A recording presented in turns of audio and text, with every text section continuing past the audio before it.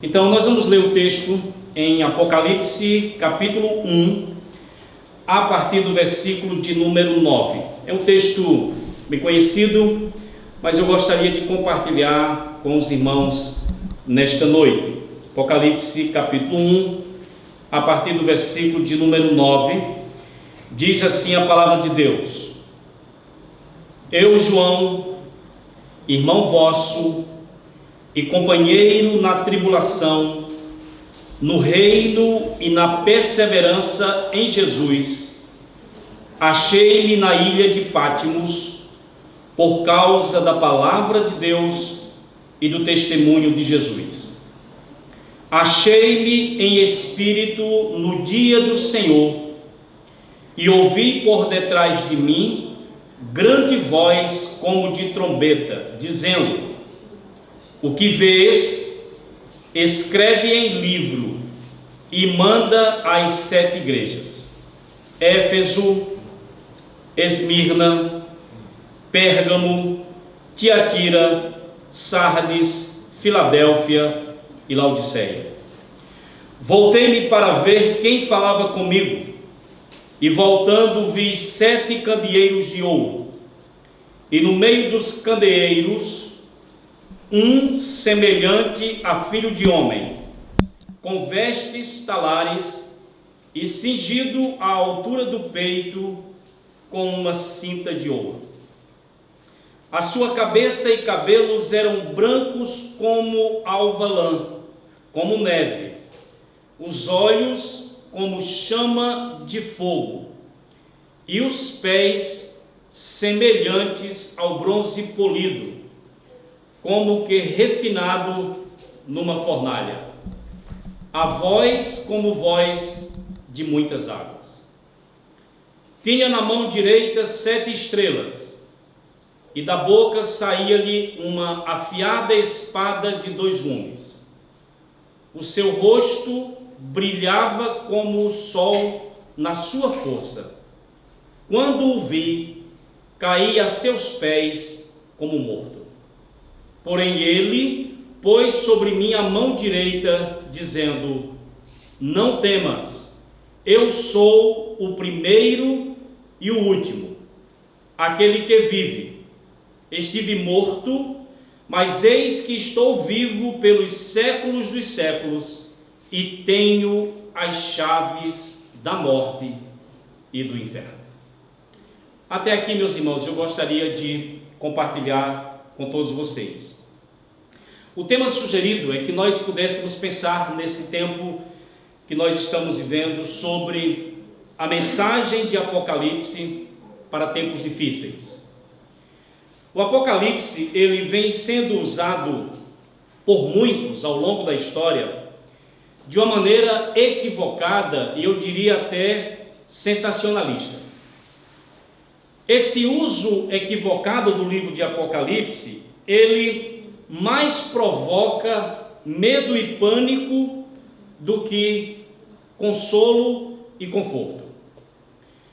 O uso equivocado coloca mais em evidência o trono de Satanás do que o trono de Deus.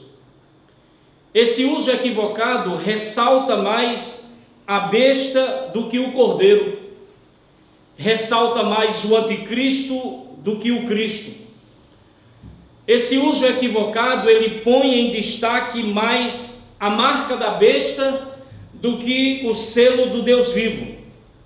Ele coloca mais em evidência o grande dragão do que o leão da tribo de Judá. Esse uso equivocado de Apocalipse ressalta mais a grande prostituta do que a noiva do cordeiro. Chama mais atenção para a grande Babilônia do que para a nova Jerusalém. Esse uso equivocado chama mais a atenção para o lago de fogo do que para o rio da água da vida. No entanto, meus irmãos, o que nós precisamos entender nesses tempos difíceis é que o Apocalipse, ele foi escrito em primeira mão para encorajar, para fortalecer, para animar, para reacender a fé, para proporcionar esperança e segurança para um grupo de igrejas que estava passando ou enfrentando tempos difíceis. Por causa disso, alguns estudiosos têm falado que o Apocalipse é um manual para tempos difíceis. Porque naquela época a igreja ela estava enfrentando perseguição e pressão, tanto por parte dos judeus como por parte dos romanos. A igreja, por se recusar a participar no culto ao imperador, essa atitude da igreja foi interpretada como falta de patriotismo, como falta de lealdade ao governo romano. Além disso, além da perseguição, a igreja naquela época ela estava sendo infiltrada e minada por falsos ensinos. Os dois bons exemplos disso é a carta para as igrejas de Pérgamo e de Tiatira. Além disso, a igreja ela havia abandonado o seu primeiro amor, representada com a igreja de Éfeso. Ela havia enveredado pelo caminho do orgulho, da autossuficiência, da neutralidade, da indiferença face às pressões da sociedade da época. Mas, meus queridos, foi exatamente nesse tempo difícil que Deus revelou-se a João na ilha de Patmos. Por isso que a pergunta que nós precisamos fazer é a seguinte: o que uma igreja precisa cultivar, o que uma igreja precisa buscar em tempos difíceis? Em tempos difíceis, a igreja precisa de uma visão correta do seu Cristo. João estava preso na ilha de Patmos por causa da palavra de Deus e por causa do testemunho de Jesus. João era um prisioneiro de Roma, meus queridos irmãos, por causa de sua fé. Patmos era uma ilha vulcânica, uma ilha com rochas escarpadas, com rochas íngremes, e ela era usada pelos romanos como uma colônia penal. E para lá, o governo romano enviava os seus exilados políticos. Mas foi nesse contexto que João teve uma visão. João diz: voltei-me para ver quem falava comigo, e tendo voltado, vi. Irmãos, quem foi que João viu? João teve uma visão do Cristo glorificado. Mas além da visão do Cristo glorificado, João teve uma visão da igreja e João teve uma visão da liderança da igreja. Quando você olha para o versículo de número 13, a parte B, João começa a descrever esse ser que ele viu, e ele fala das suas vestes, que eram vestes talares, eram vestes compridas, eram vestes que João sabia que eram vestidas por sumos sacerdotes, por profetas e por reis, porque ele tinha na altura do peito um cinto de ouro. A aparência vai dizer que a sua cabeça e cabelo eram brancos e alvo como a lã, uma referência à visão que Daniel teve lá no capítulo 7 do ancião de dias, de maneira que essa cabeça e cabelos brancos como a lã era uma referência à divindade e à unidade do Cristo com o Pai. Ainda no verso 14, João descreve e diz que ele tinha olhos como chama de fogo. João estava dizendo que esse ser que ele estava vendo tinha todo o conhecimento, ele conhecia todas as coisas, ele é aquele que perscruta o profundo e o escondido, ele é aquele que penetra a essência da situação humana. No verso 15, diz que os seus pés eram como o bronze polido, era como o latão reluzente. Ele está dizendo que os seus pés eram fortes, que os seus pés eram gloriosos e poderosos, que os seus pés estavam prontos para julgar e para pisar os inimigos. Ainda no verso 15 ele vai dizer que a sua voz era como a voz de muitas águas, ou seja, a sua voz era forte, a sua voz era poderosa. E no verso de número 16, vai dizer que ele tinha na sua mão direita, na sua mão de poder, na sua mão de autoridade, ele tinha 7 estrelas, ele tinha os líderes das igrejas. E da sua boca, o texto diz que saía uma espada afiada de 2 gumes, ou seja, é uma referência à sua palavra. E no verso 16, João diz que o seu rosto brilhava como o sol na sua força. Ou seja, a sua aparência era tão gloriosa, que no verso 16 mostra que João perde as forças, no verso 17, e João cai aos seus pés como morto. Mas se você seguir olhando o verso 17 e 18, você vai perceber que em seguida, esse ser glorioso da visão de João, ele consola o apóstolo, ele encoraja o seu apóstolo, ele remove os temores do seu apóstolo e ele se identifica, quando ele coloca a sua mão direita sobre ele e diz para ele: não temas. Meus irmãos, sabem o que é que Jesus, o Cristo glorificado, está dizendo para João? Ele está dizendo: João, não tenha medo, porque sou eu. O que ele estava dizendo para João era: João, não tenha medo, eu sou o primeiro e eu sou o último, ou seja, eu estou no início da história, eu estou no meio da história e eu estou no final da história. Não tenha medo, João. Não tenha medo, porque é bem verdade que eu morri. Eu estive morto sim, mas eu venci o que vocês mais temem. Eu venci aquela que causa medo, pânico e pavor em vocês. Não tenha medo, João, porque eu venci a morte. Eu não estou mais sujeito ao seu poder e eu vivo pelos séculos dos séculos. Aquela visão, aquele ser glorioso, coloca a mão sobre João e diz: não tenha medo, João. Não tenha medo, João, porque as chaves estão comigo. Eu tenho toda a autoridade sobre a morte e sobre o mundo dos mortos. Não tenha medo, João. Não tenha medo, João, porque eu ando no meio dos 7 candeeiros de ouro. Ou seja, ele estava dizendo para João e para as igrejas daquela época: não tenha medo, porque eu conheço a minha igreja, eu supervisiono a minha igreja, eu inspeciono a minha igreja, eu cuido da minha igreja e eu exerço autoridade sobre a minha igreja. Ele estava dizendo: não tenha medo, João. Vocês não estão à mercê dos caprichos dos homens.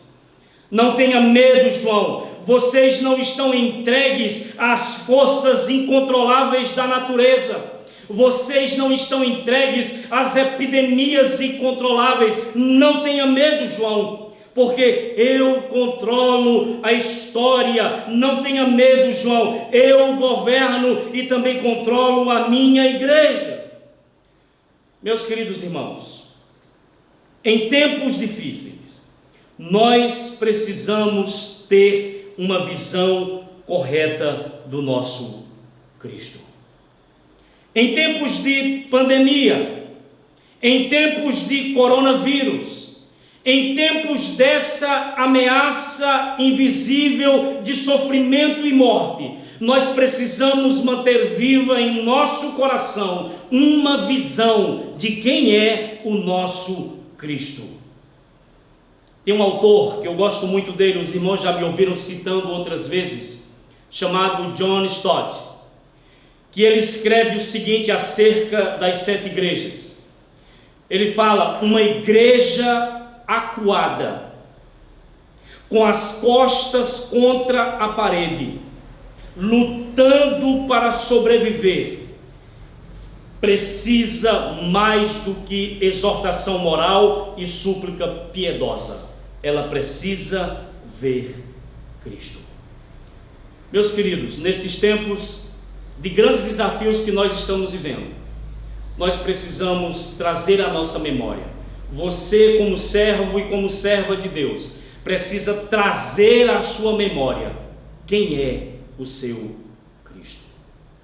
Mas eu gostaria ainda de destacar que em tempos difíceis não precisamos apenas ter uma visão do nosso Cristo, mas nós precisamos ter uma visão do Deus entronizado.